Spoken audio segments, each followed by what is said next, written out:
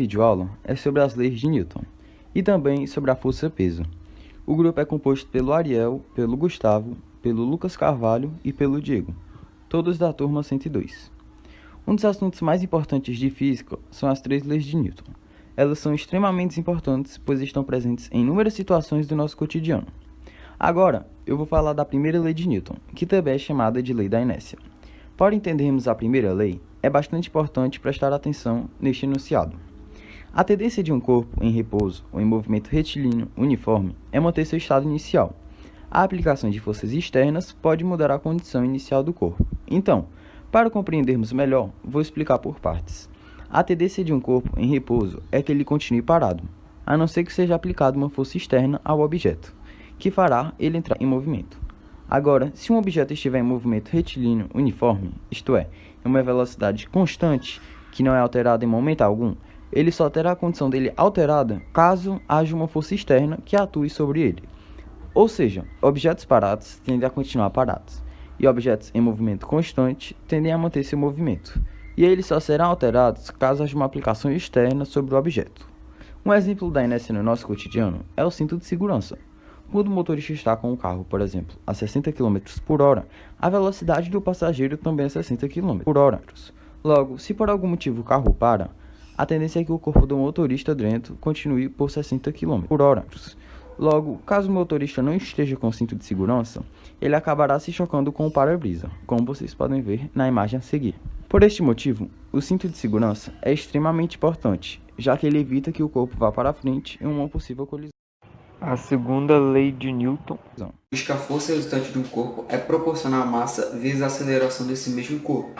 Desse modo, para que a força resultante exista, a aceleração deve ser não nula, com velocidade não constante, e a massa deve ser positiva. Essa lei possui infinitas aplicações, principalmente nos casos relacionados à força, porque a força resultante está muito presente no nosso dia a dia. Essa infinidade de aplicações faz com que ela fosse considerada o princípio fundamental da dinâmica. A fórmula F é igual a m vezes A é uma das fórmulas mais conhecidas pelos estudantes de física e físicos em geral. Essa fórmula, no Sistema Internacional de Medidas, possui a força resultante em newtons, a massa medida em quilogramas e a aceleração medida em metros por segundo quadrado.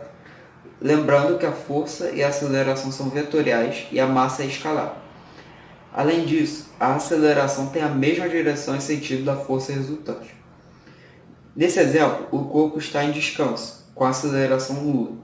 Quando ele foi submetido à força do homem, a aceleração ficou positiva e, multiplicada com a massa do corpo, originou a força resultante, fazendo com que o corpo se movesse na mesma direção e sentido da força. Mas em um outro exemplo, com uma comparação entre dois corpos de massas distintas, submetidos à mesma força, a força resultante do corpo com maior massa será maior. Essa conclusão pode ser obtida usando a fórmula F é igual a m vezes A, ou a segunda lei de Newton, que é o princípio fundamental da dinâmica. Eu vou falar sobre a terceira lei de Newton. É uma lei muito presente no nosso cotidiano. E a terceira lei de Newton afirma que toda ação corresponde a uma reação de igual intensidade, mas que atua no sentido oposto. A força é o resultado da interação entre os corpos, ou seja, o corpo produz a força e o outro corpo recebe. E entrando em detalhes na terceira lei de Newton, é quando um corpo A exerce uma força sobre o corpo B, e essa é a ação. O corpo B, quando o corpo B exerce também uma força sobre o corpo A, é a reação. E essas duas forças têm o mesmo módulo e a mesma direção, mas possuem sentidos contrários. E elas atuam em corpos diferentes. E como dá para ver na imagem, o homem exerce a ação sobre o carrinho e o carrinho a reação no homem. Bom, vou falar sobre a força-peso, ou também conhecida como força gravitacional ou somente peso. Ela é uma força de atração e ela que mantém a gente na Terra. Cuidado para não confundir a força-peso com massa, né? Normalmente a gente fala peso, aí confunde com massa. Peso é diferente de massa. Peso é uma força, massa é uma grandeza escalar. Fórmula é peso igual a massa vezes gravidade, ou seja, dependendo da gravidade, o peso é diferente. Por isso, em outros planetas, o peso do objeto pode ser diferente do peso dele aqui na Terra.